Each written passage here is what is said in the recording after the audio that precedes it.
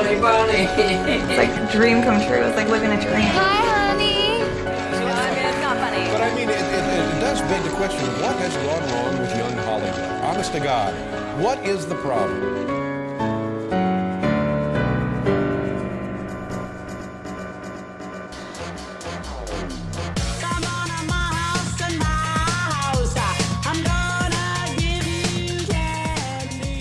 Hello and welcome to Season 5 of Lay Do You Remember This, where we look back on all the stories from Hollywood's best-worst decade, the early 2000s.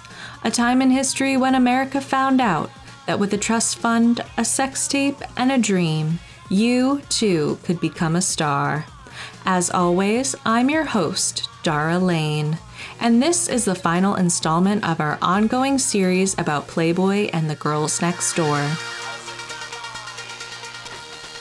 In our previous penultimate episode, Holly, Bridget, and Kendra fell down the entirely new rabbit hole of fame that would change their lives overnight. Kind of. On the one hand, for the first time in their years at the mansion, they weren't just Hugh Hefner's anonymous fembots. They were seen by the public as real people with names and everything. They had even differentiated themselves enough that they were able to do appearances on other shows by themselves instead of as a threesome, like in 2007 when Bridget competed on The Search for the Next Elvira. Hi, I'm Bridget Marquardt, and I'm ready to be the next Elvira. Now, are you going to do like a little monologue or anything for us? Okay. All right. Hello, darling. Yes, sirree. It's little old me, the gal with the curves that'll rattle your nerves. See, she already has it down. You're good. Woo! The only big problem with you, Bridget, the only gigantic problem, the blonde hair. You got to do something about it. Let those black roots grow. All right. What black roots? I don't know what you're talking about. I'm sorry. Oops. What? Or that same year when Kendra competed on Celebrity Rap Superstar, where she lost it all to Kevin Federline's ex and actress, Shar Jackson. Yeah, give it to me now, give it to me now, give it to me now, I wanna lick you from your head to your toes, and I wanna move from the bed down to the floor, and I wanna, you make it so good, I don't wanna leave, but I gotta, no, what's your fantasy? I wanna get you the back seat, windows up, that's the way I like it. The Girls Next Door and their subsequent fame afforded them access to new experiences and opportunities, like in Season 3 when Hef finally allowed Holly to work as a photo editor at Playboy. After years of begging him to work at the magazine, he finally relented because the show desperately needed a new storyline for Holly. Though many viewers thought that this job was fake for the cameras, it began as an internship and evolved into a real full-time job that she loved and gave her a newfound sense of purpose and self-esteem. And yet, despite all the positive change, they still weren't allowed full control of their own lives and decisions. One particularly egregious example of this was just before Season 5 began filming when the E! Network suddenly became worried that Holly, Bridget, and Kendra weren't under a real contract with them. They had only signed a simple release form, and there was nothing stopping them from quitting the show at any moment. When they were presented with the contracts by Hef, they were told they had to sign them that day or else E! wouldn't move forward with filming. There is no way a television network would ever do this. When they got the contracts, Kendra was in the Dominican Republic for a scheduled appearance. You're telling me that if the hotel fax machine was down on that day, Kendra would have to run around looking for a Kinko's or else E!'s very lucrative television show would be canceled within 24 hours? Darling, my skin might be supple, but I was not born yesterday. This little charade stunk like Asper cream, which is to say it had Hef's little fingerprints all over it. Bridget and Holly were rightfully hesitant to sign the contracts under these circumstances. Bridget wanted her own lawyers to go over the terms, and Holly was reluctant because she felt she was essentially signing a contract to remain Hef's girlfriend. Hef tried to reassure Holly that it was safe to sign by telling her that Bridget had already done so. What he didn't mention was how he actually got her to do it. Here's how Bridget describes this incident in the recent A&E docuseries Secrets of Playboy. I was in the shower, and all of a sudden Hef is standing there, and he opens up the shower door, and he's like, "Why aren't you signing this contract? I need you to sign this contract." I signed the contract, crying and soaking wet. Against her better judgment, Holly went ahead and signed it, and Holly says in her memoir that she has doubts that Kendra was actually the one to sign her own contract herself. Either way, season 5 began filming as planned. Kendra wasn't particularly engaged in filming that final season, partly because she got a manager, an option that Hef didn't make available to Bridget or Holly, so she was busy hosting parties at nightclubs and doing other appearances for a big payday. Her main distraction, though, was meeting her future ex-husband, Hank Baskett, a football player for the Philadelphia Eagles. After meeting at a golf tournament in March of 2008, Kendra arranged for Hank to meet her in Mexico and then Las Vegas, where she was doing some club appearances. Despite the distance from Hef, she still had to sneak around on these trips because Hef would always send her with a bodyguard. In Kendra's memoir, Sliding Into Home, she asserts that the quote-unquote bodyguard was just there to spy on her, as he was but a slip of a man. And in general, I feel like it's more likely that people would need a bodyguard to protect themselves from Kendra than vice versa. According to Kendra, she wasn't the only one sneaking around with a boyfriend behind Hef's back. Though Holly has always denied it, Kendra says in her memoir that Holly started dating dipshit Vegas magician Criss Angel while she was still living at the mansion. Who is Criss Angel? Besides a dipshit Vegas magician? I hate to even get into him because he's a whole other episode. Not just him as a singular person, but an episode on his very specific species that was very omnipresent in the early 2000s. Men with bad taste in gothy and alternative fashion, decidedly uncool, and treated women like garbage. For example, pickup artists, Vegas magicians, and certain musicians, ones you could probably find at Warped Tour. Basically, Criss and his ilk were merely a collection of X and Y chromosomes that came together to create a cis male abomination. An experiment by God that went so awry that without leather-studded cuffs on their wrists and a fedora on their head, their hands would fall off and their brains would tumble out of their skulls. And Holly, bless her, met Criss and was like, yum yum yum, mommy want that. In Holly's book, she says that she met Criss briefly, and soon after he invited her and Bridget to be on an episode of his show Mind Freak. Though Criss expressed his interest in Holly, she says that they never acted on anything until her relationship with Hef was over. Whether that's true or not, it's undeniable that Holly was infatuated with Criss months before she ever left the mansion. It's also undeniable that Holly has absolutely tragic taste in men and is a major dork about anyone she has a crush on. In the first 3 episodes of season 5, Holly is wearing a Criss Angel Mind Freak branded sweatshirt, and in the episode where the gang goes to New Orleans, Holly actually dresses up as Criss Angel, like full-on Halloween costume dress up.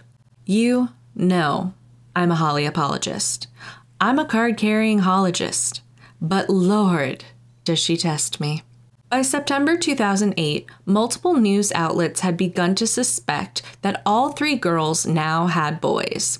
Hank and Kendra, Holly and Criss, and as it was reported in a Page 6 article, Bridget and Nick Carpenter.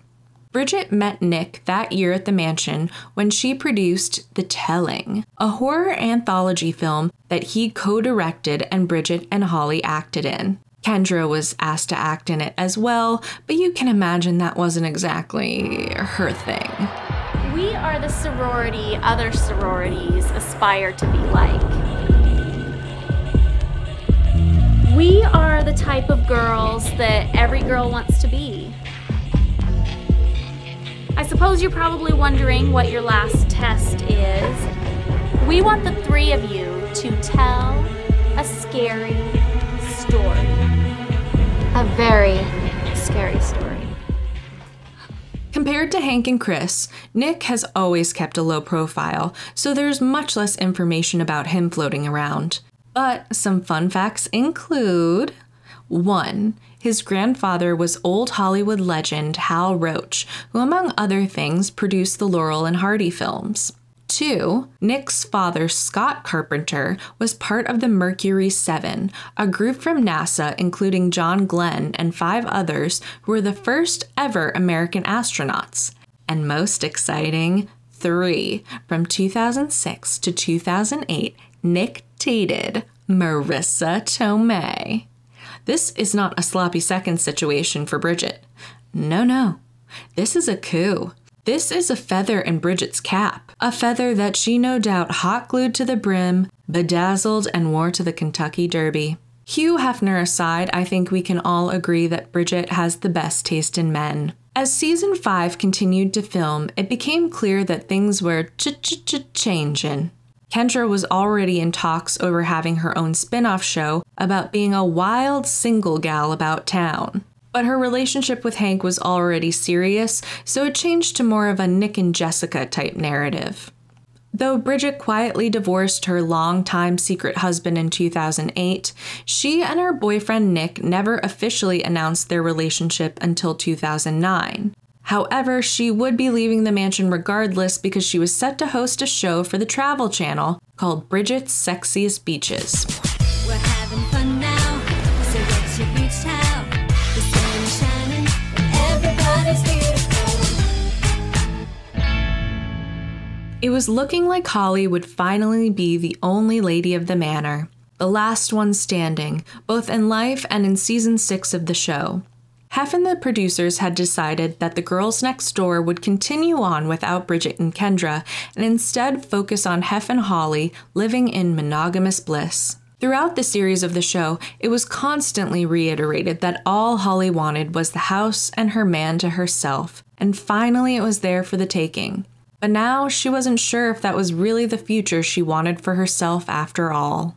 Holly didn't have an emotionally intimate or fun-loving relationship with Hef. Her support system and buddy was Bridget, and though she didn't always get along with Kendra, her antics served as a distraction. Now Holly had to imagine what life would look like, just the two of them, with no buffer in between. In episodes 5 and 6 of the 5th season, Holly and the photo editing team tour the country in search of the 55th anniversary Playmate. It was sometime during the filming of these episodes when Holly finally made up her mind that it was time to go. In 2008, my last year there, the other girls were leaving. It looked like it was just going to be me. I finally thought I had got what I wanted out of this situation and was finally like this committed relationship. But during that time period, he started getting even meaner. One day I had all these messages from Holly that her and Hef had an altercation downstairs during dinner, and she got up to walk away and he said, "Quit being such a bitch." But not bitch. The C word, which I hate that word, so I don't even want to say it. It sounds so ugly. And that's it. She was done. At that point, there were no women to pit me against. There was none of that left. And that's when I had the realization, and I was like, whoa, he's been the problem the whole time. I'd been locked into the mentality at the mansion and had felt like there's no other future for me outside. But I finally saw him for who he was, and I had to go. I just felt it so strongly that I had to leave.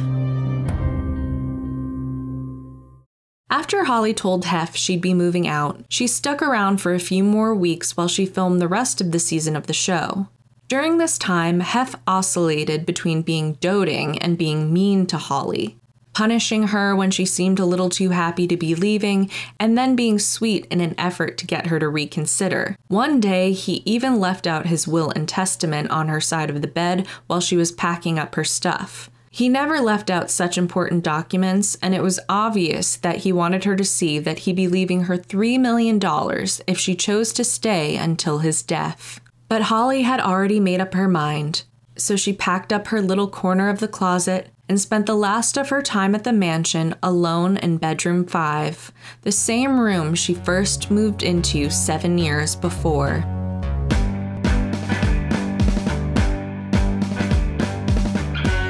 When the producers found out that Holly was leaving the mansion, they prayed that she was bluffing and would change her mind before filming for season 6 began. Because of that, in the final season 5 episode where Kendra and Bridget move out, we never see Holly pack up her things or even discuss leaving. Overall, the send-off for Holly, Bridget, and Kendra felt incomplete.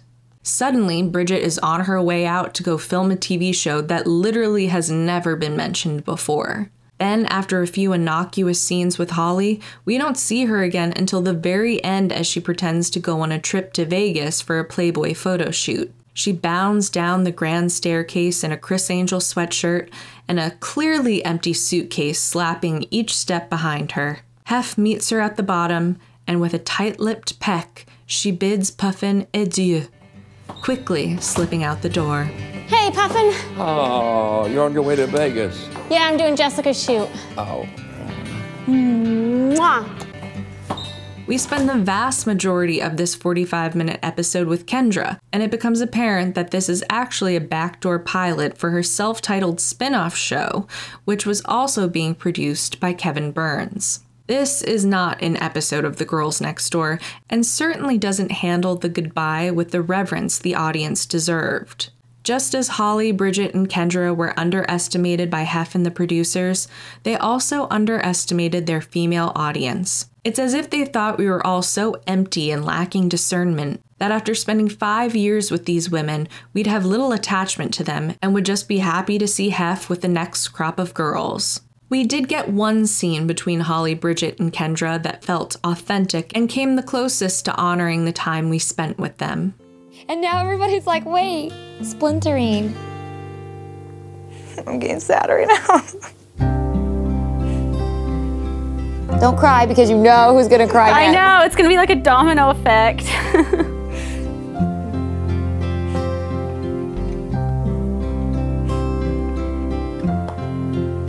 I really do, like, out of all the stuff like we've ever been through, like, you know, like I really do love you guys. I really do. The domino effect started. And I really do love you guys. I'll always be here for you guys. I love you too. Like, you guys are like my sister. Like, my sister's the only person who ever knew what it was like to grow up with me, and you guys are the only ones who'll ever know, you know, what it was like to be here.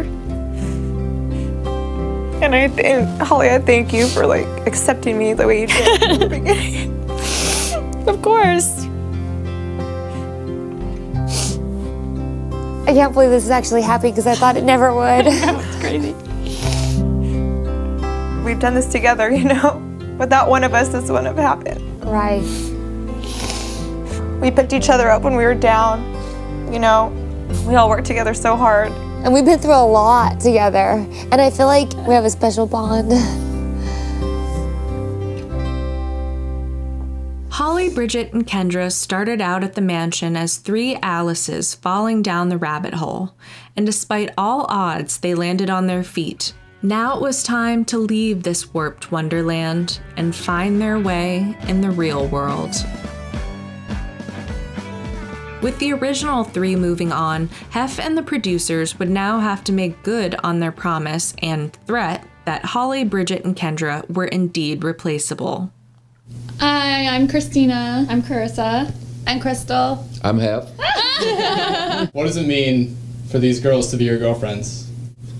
Well, they arrived at a very appropriate time for me. I was going, I'd been with Holly, Bridget, and Kendra for several years, and that relationship, or those relationships, were coming to an end.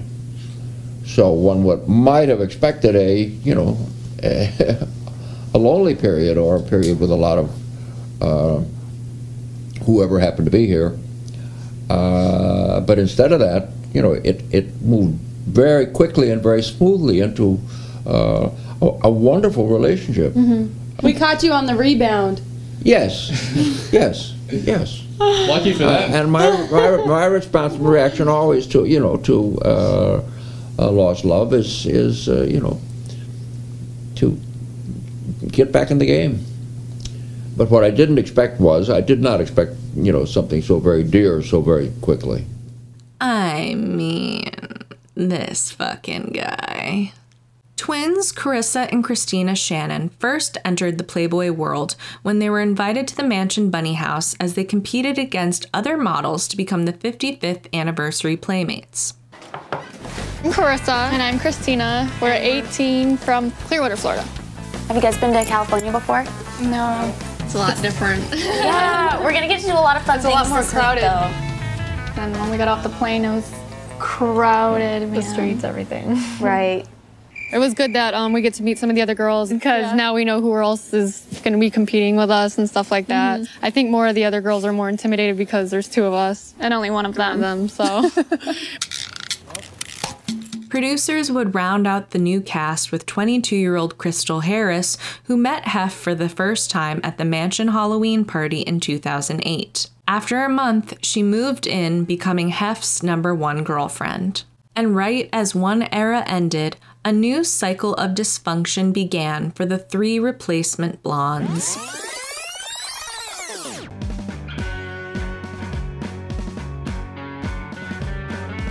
It's easy to draw the parallels between Crystal and the Shannon twins' circumstances with those of Holly, Bridget, and Kendra when they first moved to the mansion.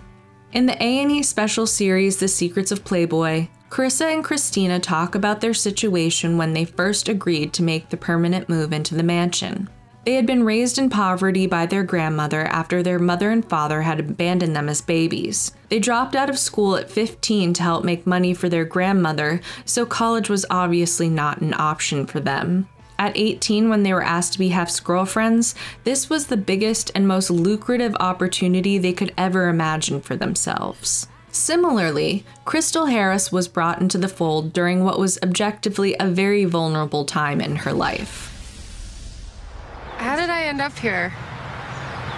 I was kind of maybe a little bit broken moving here from San Diego, where I grew up. I lost all my grandparents, my father, and then I lost my high school sweetheart to the war in Iraq. When I came to the Halloween party at the Playboy Mansion, I had no idea really what to expect. I met Hef, and Hef was, you know, the nicest guy. It was just kind of a place to just relax and be taken care of and not have to worry for a while. So I just felt safe here. They were young women from little means and traumatic backgrounds, desperate to make something of themselves.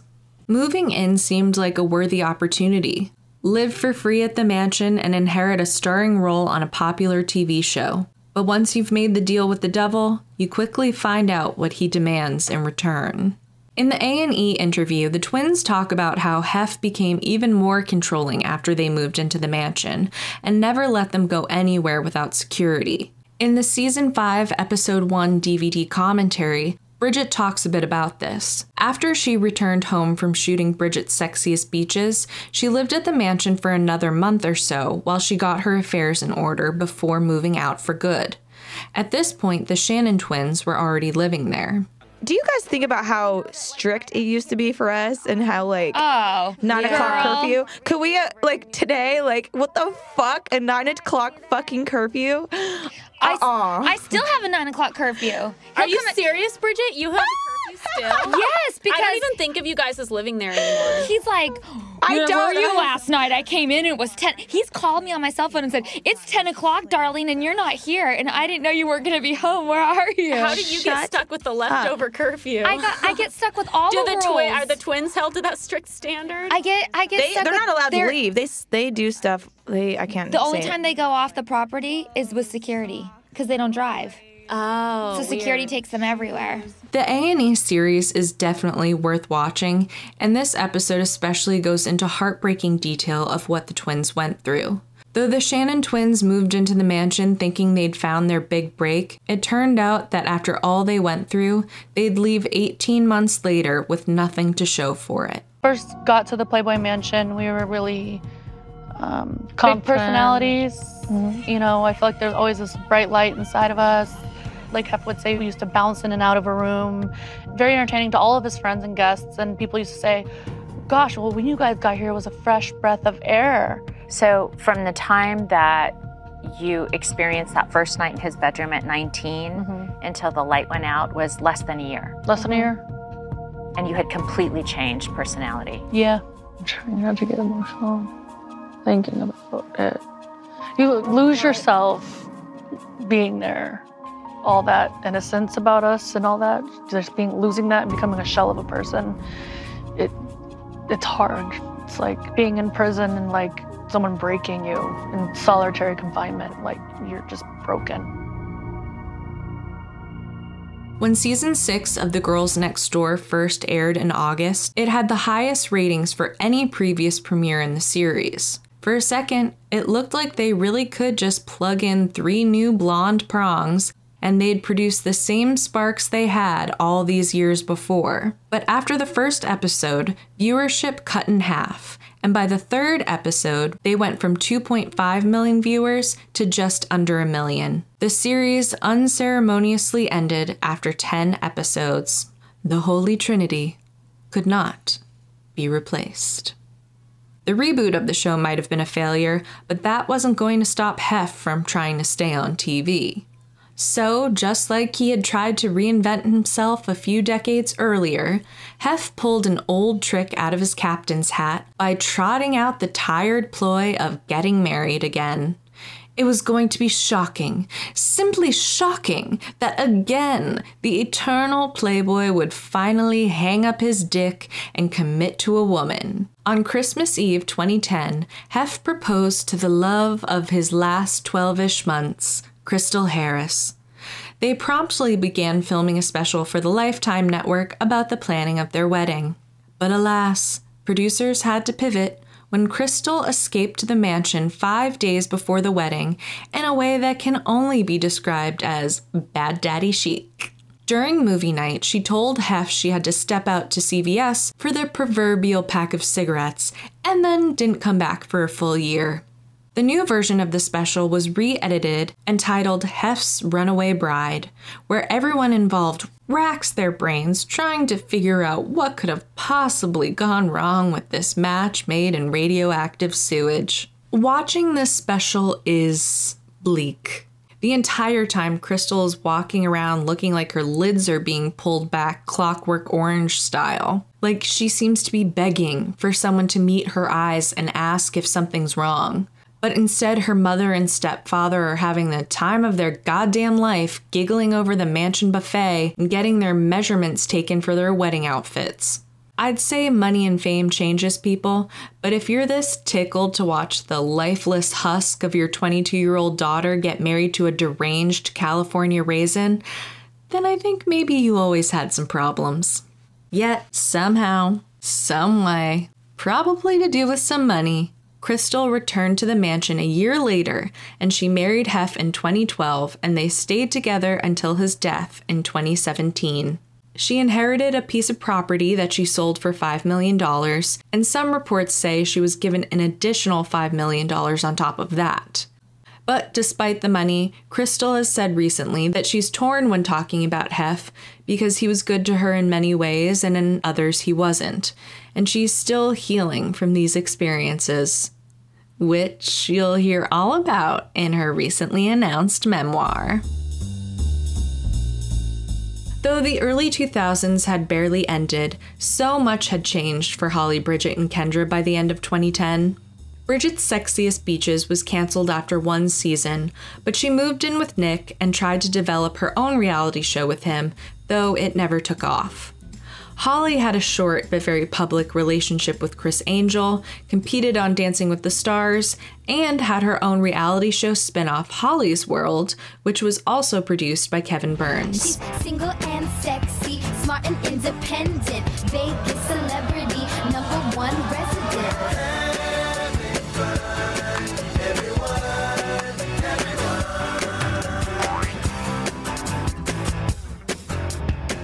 The show followed Holly as she became the Mary Tyler Moore of Vegas, while she starred in the topless review Peep Show at Planet Hollywood. And it must be said, because it is a point of pride, yes, I did see Peep Show twice, once starring Holly and then again when Coco Austin took over for her in 2013.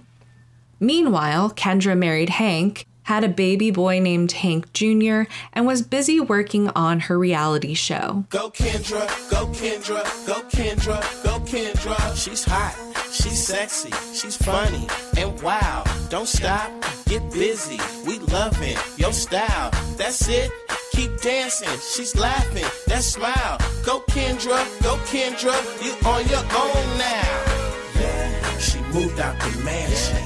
But she's not alone. Now her friends and her family, they know she's grown. Go Kendra, go Kendra, go Kendra, go Kendra. You wonder how she'll survive. Get hired, get a 9 to 5. But she ain't stressing no day job.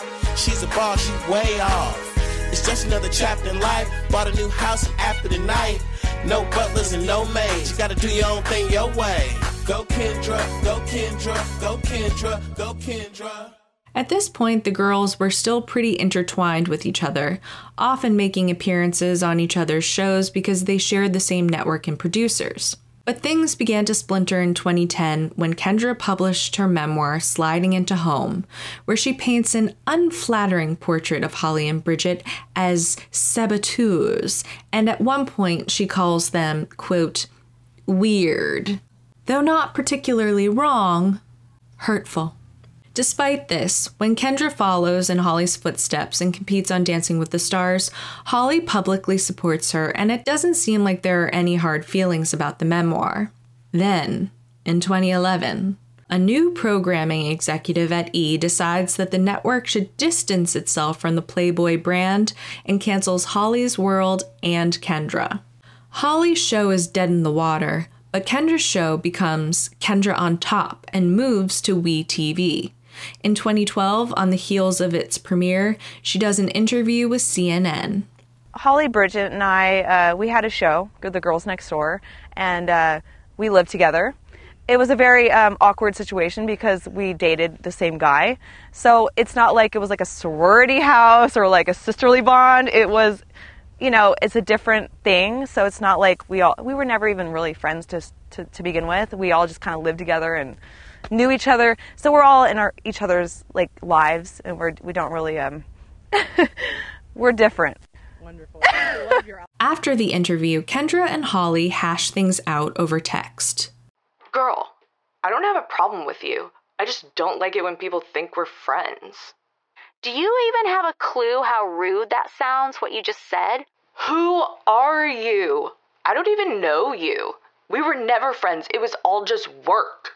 Wow, I'm sorry I was stupid enough to think we were really friends. Have a nice life. And just like that, their relationship was over. Holly deleted Kendra's number and they never spoke again. Their feud lay dormant for the next few years, and in the meantime, Kendra was a busy little bee. Her life at this point could be its own episode, but this isn't a podcast about the 2010s, and thank God, because I have but one life to live, and I can't spend any more time of it on Kendra. Maybe you're begging for it, but for me, this is self-care, and you must respect my spiritual and creative boundaries. But here's the gist. Kendra was making tons of appearances on talk shows and reality shows, including I'm a Celebrity, Get Me Out of Here. Then, scandal rocked her marriage in 2014 when a trans woman told the National Enquirer that she had a brief romp with Kendra's husband, Hank, while Kendra was 8 months pregnant with their second child. You'll be surprised to learn that Hank potentially having a rendezvous with a trans woman did not, in fact, bring out the best in Kendra. There was some transphobia, some homophobia, yet none of the sensitivity, patience, or tact that we had all grown to expect from her. Hank admitted to meeting the woman while he was trying to buy pot, and while she did touch him over his boxers, he rebuffed the advances and left. Hank and Kendra really dined out on this scandal for years to come. It became a huge plot point of Kendra on Top, and she appeared on multiple talk shows to discuss it, including Dr. Phil. Eventually, they rehashed the whole thing together on Celebrity Marriage Boot Camp Family Edition, where she appears on the show with Hank and her mother Patty, who threatens to write a tell-all book about Kendra's life. Ugh, the Patty of it all. Again, that belongs in another episode entirely. Not doing it, but just remember, Patty's a leech, albeit a leech with a nose job that settled quite nicely. Though Kendra was still making headlines, the intervening years were relatively quiet for Holly, who had fallen in love with Pasquale Rotella, the creator of the EDM Electric Daisy Carnival. Please, Holly, I am begging you to date a normie. There's gotta be some single Disneyland executive out there for you. Soon after she began dating Pasquale, Holly got pregnant with their daughter, who she named Rainbow Aurora Rotella. Rainbow was the name of a girl in her sister's class in school, and Holly always thought it was so beautiful and unique. In 2013, Holly married Pasquale at Disney World with Bridget as her bridesmaid. Though Holly could still get some tabloid space for news like her wedding, she wasn't getting nearly as much constant publicity as Kendra. That is until 2015, when her memoir Down the Rabbit Hole was published. Not only did it include a plethora of headline-worthy details about Hef and the mansion, but the book also reignited the feud between Holly and Kendra. As you can glean from this podcast, the memoir is a scorched earth account of Holly's experience, and Kendra takes issue with both how it portrays herself and Hef. Despite being a hologist myself, I can admit that Holly's portrayal of Kendra is at times a little petty and seems to be in direct retaliation for how Kendra talked about her in the past. In an episode of her reality show, Kendra shows her reaction to Holly's book, and while she's upset about how she's portrayed, particularly the part that accuses her of lying about sleeping with Hef before being asked to be a girlfriend, what she can't let Holly get away with is how she talks about Hef. The episode is its own takedown of Holly. Kendra professes that the book is full of lies, as old footage from The Girls Next Door plays, showing Holly happy and smiling, living what looks to be the life of her dreams. So, what are the lies that Kendra is referring to? Holly said that Hef had offered her Quaaludes to get her to sleep with him. You know, if you believe her crap, then go ahead, but come on. Hef has thousands of women. He doesn't need no Quaalude bitch. I mean, Hef got without drugs, people. Like, I mean, come on. You know what? For you to not take responsibility For your own choices in your life. Yeah. And then hold it against Hef 7 years later, that is disgusting. Well, Hef's use of Quaaludes has been well documented from multiple sources spanning multiple decades. Even Isabella St. James says he offered her Quaaludes, and that came out years before Down the Rabbit Hole. Jennifer Saganor, the daughter of Mark Saganor, who was referred to as Hef's Dr. Feelgood, has said that her father regularly prescribed Quaaludes to Hef. There's also a blind item posted by Enty Lawyer in 2015 that says Saganor was great buddies with Bill Cosby and would also supply him with Quaaludes. Does she think Holly is lying about how mean Hef could be? I don't think so, because she seems to confirm the authenticity of one of the more memorably hurtful stories in Holly's book. My book is about the struggles that I went through and how I survived. What is she surviving? Hef didn't like red lipstick?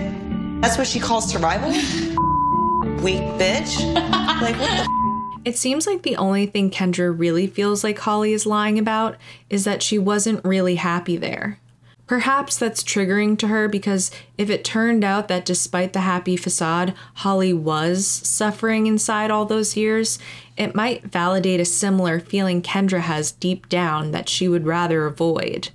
She has her story that she tells herself about what that time was like, and she doesn't want anyone ruining it. Maybe. I don't know her. And so Kendra lashes out with another barrage of mean tweets directed at Holly, but these are even worse than the last. Now Holly's on the cover of People mag saying she lived in fear at the mansion. She wasn't in fear with that dick in her ass for a paycheck. And that bitch is in fear now, knowing so many of us saw her doing so much nasty shit. She's embarrassed and in shame. She was the cleanup girl. Holly's job was to get Hef hard again and clean him up with her mouth. Kendra eventually deleted the tweets and posted an apology of sorts. I know my recent posts were a little over the top, and I apologize for that.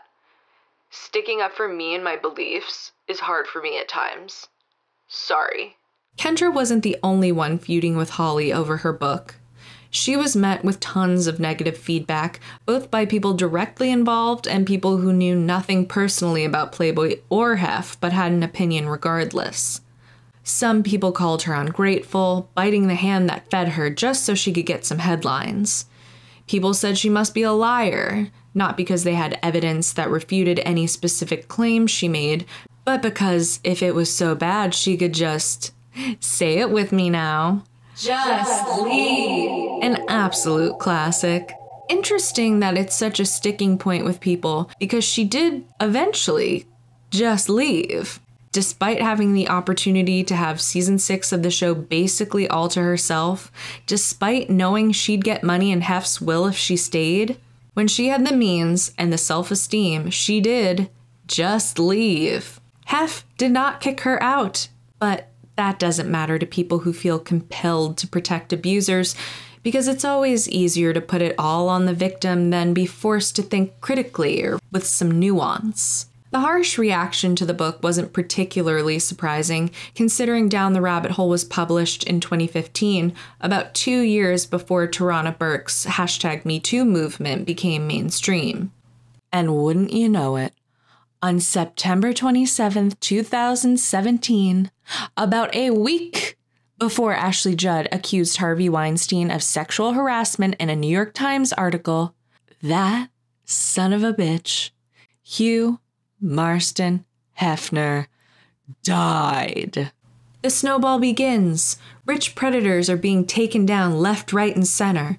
And that little bitch is sitting pretty, fully dead. I mean, listen. I think Hef probably knew the walls were closing in and it was time to will his body to expire. I can't imagine it would be that hard to do. He probably just stopped drinking Diet Pepsi for a day, and the shock of the withdrawal was just too much on his elderly heart. At this point, Bill Cosby, Hef's best friend, had already been accused by dozens of women of sexual assault, and a couple of them alleged it happened at the Playboy Mansion. Hef tried to distance himself from his friend, but in 2016, Hef was sued by one of Bill's victims for conspiring with him to drug her at a mansion party in 2008. Her charges against both of them were eventually dropped. Despite the controversy that popped up in the time leading up to his death, there were plenty of celebrities tweeting their RIPs and articles about what an icon and trailblazer Hef was.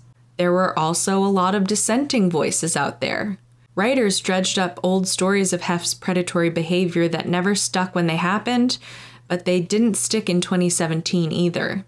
The wide spectrum of the public's opinion didn't really matter. From the very beginning of Playboy, there were the people who thought Hef was a visionary and a hero, and those who thought he was the Antichrist. It's easy to show the receipts to back up whatever version of him you want to uphold. You can call him the civil rights activist who routinely featured black writers in his magazine when no one else would. He once closed a Playboy club in New Orleans when the state mandated that they keep it segregated. He's also the man with probably one of the biggest hands in establishing the standard of beauty is that of thin white blondes. Prior to his death in 2017, by my count, and from the minimal information out there, there were only, give or take, about 30 black playmates of the month. And at 12 slots per year, over 64 years, that means 768 potential playmates of the month. And prior to his death, there were only 3 black playmates of the year. Then there are the people who call Hef a feminist. He battled for women's right to birth control, because, by his own admission, he didn't like to wear condoms. He wanted to normalize sex for unmarried women, saying good girls like sex too. But he had a real problem if a woman wanted to take that idea to the bank and use sex as a way to create independence for herself. He was only for the liberation of women when that meant they were free to do what he wanted. Also, there's like 100 other reasons we've talked about here that would suggest he wasn't much of a feminist. It seems like for every positive thing that Heft did in his life, there's always been a completely inverse negative anecdote.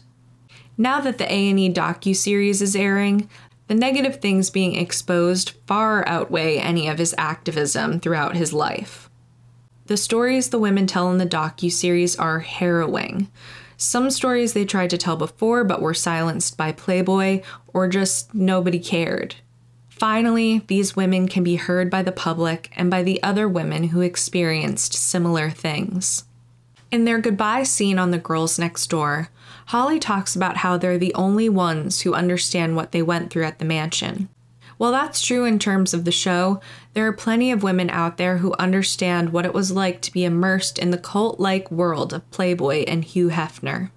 In our first episode, I talked about how we had to go back in time, beyond the early 2000s, because the way Heft treated Holly, Bridget, and Kendra was a part of a pattern. Secrets of Playboy talks to Heft's ex-girlfriend Sandra Theodore throughout the series. Though she was his girlfriend all the way back in the 70s, her story sounds pretty familiar. Heft was my first real relationship where it was a love affair, and he nurtured that. And he said to me, "You're the first girl I've liked enough to consider having a baby with." Reel her in, really? You like me enough out of all these beautiful girls, you would pick me? He chose me. He would just take me up his arms and we'd dance around the game room. That was his way of being romantic with me. I wasn't wise enough, I wasn't worldly enough. And my God, he was 50. He had a wife and children.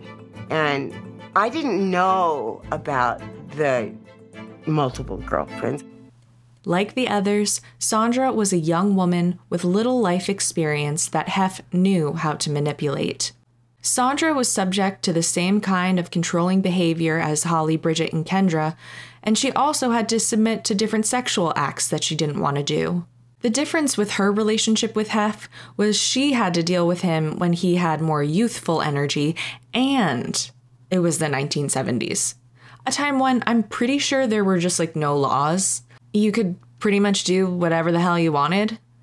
So when you hear all of Sandra's story, there are plenty of things that sound familiar to what Holly had talked about, but way more fucked up. Trigger warning here for disturbing sex and animal abuse. One example of this is in Holly's memoir. She talks about a time when she was cleaning Heft's room and found a porn tape depicting someone having sex with a dog. In the docuseries, Sandra alleges that one day she went into Heft's room and found him having actual sex. Abusing her dog. Sandra eventually couldn't take it anymore and left Heft, but the relationship changed her forever. I had so much damage done to me that I will never know how to be a normal person and to accept love as a normal person. I will never believe that a man would love me now because I'm older, and that's just, nothing can convince me. Nothing can convince me that I'm desirable to anybody now. I'd like to think that one day I'll meet my soulmate. I can't let go of that need. I need to just be loved just for yourself. Not for what you're going to do for somebody. I may never know that, but maybe in the next life. I don't know. It zapped the young girl. Where am I? It zapped this girl away. She was gone. And all he did was take that. He sucked it right out of me. And how dare he do that? I was probably the best thing that ever walked into his life. But anyway, I'm so sorry I fell apart. I'm so sorry. There are more than a few people in the series who say something along the lines of how many women entered this world and left with their souls sucked out, used and abused and never the same. It seems as though Holly, Bridget, and Kendra fared a bit better. Bridget is still with her partner Nick and has a podcast, Ghost Magnet, where she gets to talk about what she loves, the paranormal. Kendra and Hank divorced in 2018, and she's now a real estate agent. Her Discovery Plus reality show, Kendra Sells Hollywood, just got a second season. I did not watch, but wish her well. In 2016, Holly had another baby named Forrest Leonardo Antonio Rotella and divorced Pasquale in 2019. Though they're apparently not together anymore, she dated a guy for a while named Zach Baggins, a paranormal investigator and TV personality. We went from reclusive elderly erotic magazine editor, Vegas magician, an EDM festival magnate, and a ghost hunter. No one has ever had a more eclectic, yet cohesive dating history than Holly. If all of her exes were on Project Runway and had to be presented as a collection in a group challenge, Nina Garcia would eat her scorecard. There's a distinct thread that connects them all. The color palette and accessorizing really complement each other, yet they can all really stand out on their own. Outside of her romantic history, Holly has sold the rights to her memoir and is producing a limited TV series based on the book starring Samara Weaving. Some criticize Holly for continuing to talk about her experience at Playboy. People also wonder why the women in the Secrets of Playboy docuseries are deciding to come out with these stories after all these years. Why keep talking about it? For one, because they have every right to. Their stories belong to them, but so much of Playboy does too. Hef made the magazine, but the magazine was built on the bodies of women. He never had any appreciation for that and never regarded these models as anything more than content. They were two-dimensional pictures, not real human beings, which was why from day one it never occurred to him that printing Marilyn Monroe's naked pictures without her consent was wrong. He paid the photographer, so her body belonged to him. Apparently forever. In 1992, long after she died, he bought the crypt next to her for $75,000. He was laid to rest for eternity beside her, and she never had a say in the matter.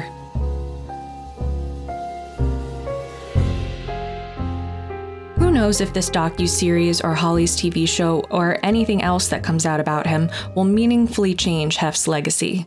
I hope it does, of course, but in the end, he's dead. He can't hurt anyone else. But there are plenty of other men just like him running around trying to get away with the same things. So it matters that these stories are told even when there's no justice to be done, so we and future generations can see through these predators and decide that their money, power, or contributions to society aren't worth the damage they inflict onto vulnerable people. They're not worth protecting. But we have to be vigilant. Because when one Hugh Hefner goes down, there's always 10 more just like him waiting in the wings to take his place. One might say he's replaceable. Come on to my house, come on. Lay Do You Remember This is researched, written, narrated, and edited by me, Dara Lane, with research assistance by Anna Tulenko and Rowan Hole. If you aren't already, please subscribe on iTunes or Spotify and leave a rating and review. You can follow updates on the pod on Instagram and Twitter, stream our early 2000s Spotify and Apple Music playlists, and download some Lay Do inspired coloring book pages. You'll find those links on the show's Instagram. And please, if you like the podcast, share it. Tell your friends. It's true what they say.